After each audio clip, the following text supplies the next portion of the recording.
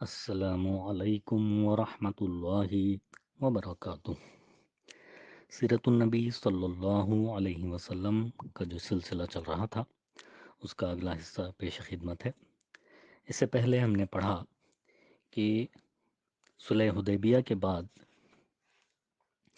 جو مہم شروع ہوئی، یعنی تبلیغی سرگرمیاں، جس میں بادشاہوں اور سربراہوں کے نام خطوط لکھے جا رہے تھے، جس میں سب سے پہلے نجاشی جو شاہ حبش تھا اس کے نام خط لکھا گیا۔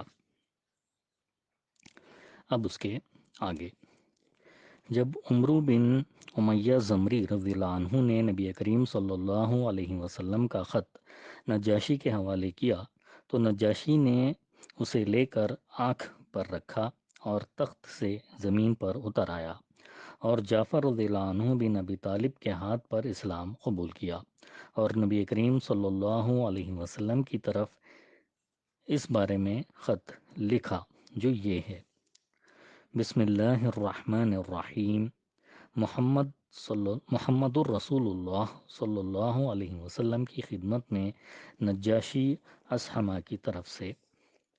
اے اللہ کے نبی، آپ صلی اللہ علیہ وسلم پر اللہ تعالیٰ کی طرف سے سلام اور اس کی رحمت اور برکت ہو، وہ اللہ جس کے سوا کوئی لائق عبادت نہیں۔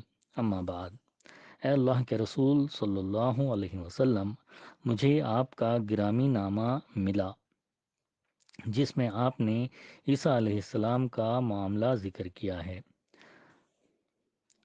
رب آسمان و زمین کی قسم، آپ نے جو کچھ ذکر فرمایا ہے، عیسیٰ علیہ السلام اس سے ایک تن کا بڑھ کر نہ تھے، وہ ویسے ہی ہیں جیسے آپ صلی اللہ علیہ وسلم نے ذکر فرمایا ہے۔ پھر آپ صلی اللہ علیہ وسلم نے جو کچھ ہمارے پاس بھیجا ہے، ہم نے اسے جانا اور آپ کے چچیرے بھائی اور آپ صلی اللہ علیہ وسلم کے صحابہ کرام رضی اللہ عنہم کی مہمان نوازی کی، اور میں شہادت دیتا ہوں کہ آپ صلی اللہ علیہ وسلم اللہ کے سچے اور پکے رسول ہیں، اور میں نے آپ صلی اللہ علیہ وسلم سے بیعت کی اور آپ صلی اللہ علیہ وسلم کے چچیرے بھائی سے بیعت کی اور ان کے ہاتھ پر اللہ رب العالمین کے لیے اسلام قبول کیا۔ نبی کریم صلی اللہ علیہ وسلم نے نجاشی سے یہ بھی طلب کیا تھا کہ وہ جعفر رضی اللہ عنہ اور دوسرے مہاجرین حبشہ کو روانہ کر دے، چنانچہ اس نے عمرو رضی اللہ عنہ بن امیر زمری بن امیہ زمری کے ہاتھ 2 کشتیوں میں ان کی روانگی کا انتظام کر دیا۔ ایک کشتی کے سوار جس میں جعفر رضی اللہ عنہ اور ابو موسیٰ اشعری رضی اللہ عنہ اور کچھ دوسرے صحابہ تھے، براہ راست خیبر پہنچ کر خدمت نبوی صلی اللہ علیہ وسلم میں حاضر ہوئے، اور دوسری کشتی کے سوار جن میں زیادہ تر بال بچے تھے سیدھے مدینہ پہنچے۔ مذکورہ نجاشی نے غزوہ تبوک کے بعد رجب 9 ہجری میں وفات پائی۔ نبی کریم صلی اللہ علیہ وسلم نے اس کی وفات ہی کے دن صحابہ کرام رضی اللہ عنہم کو اس کی موت کی اطلاع دی اور اس پر غائبانہ نماز جنازہ پڑھی۔ اس کی وفات کے بعد دوسرا بادشاہ اس کا جانشین ہو کر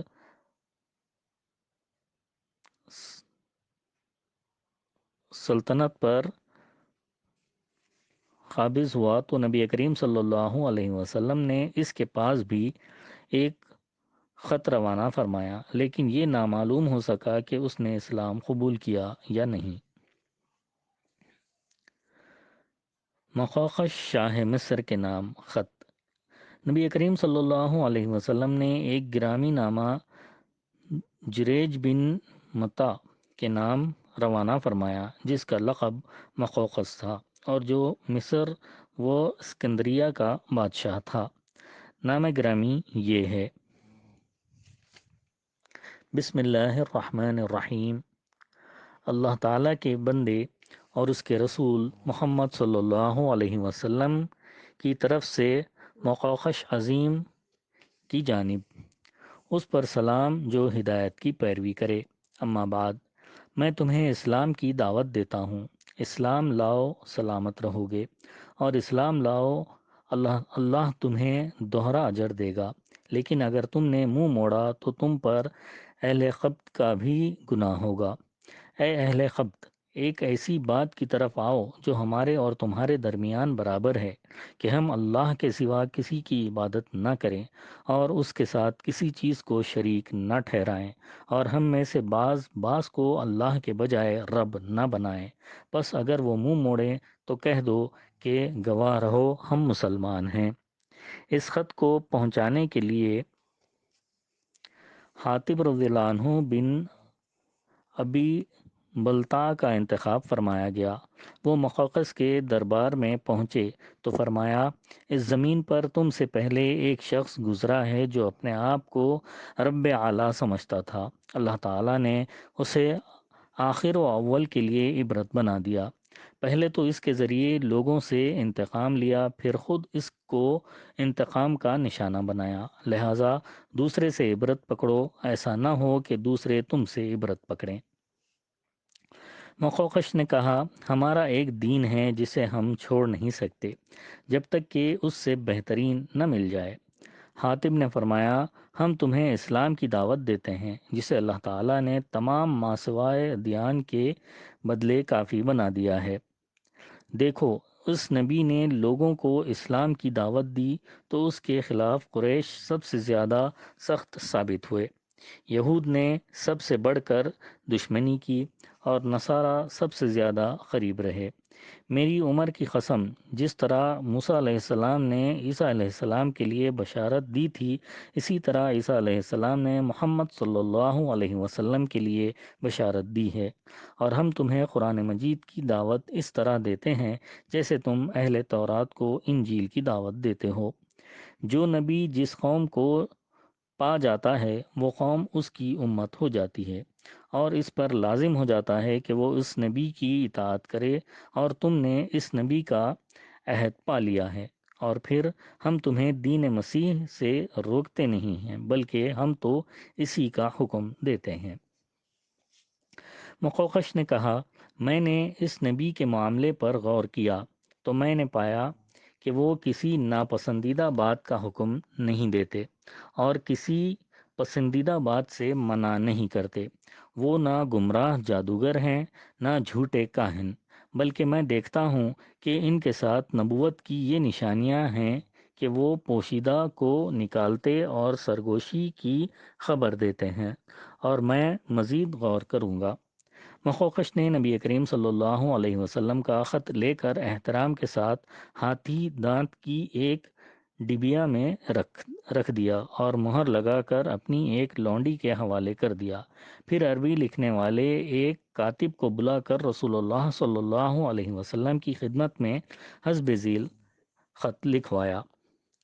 بسم اللہ الرحمن الرحیم۔ محمد بن عبداللہ کے لیے مقوقش عظیم قبط کی طرف سے، آپ پر سلام۔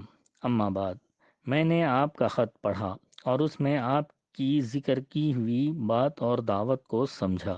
مجھے معلوم ہے کہ ابھی ایک نبی کی آمد باقی ہے۔ میں سمجھتا تھا کہ وہ شام سے نمودار ہوگا۔ میں نے آپ کے قاصد کا اعزاز و اکرام کیا۔ آپ کی خدمت میں 2 لونڈیاں بھیج رہا ہوں جنہیں قبطیوں میں بڑا مرتبہ حاصل ہے۔ وہ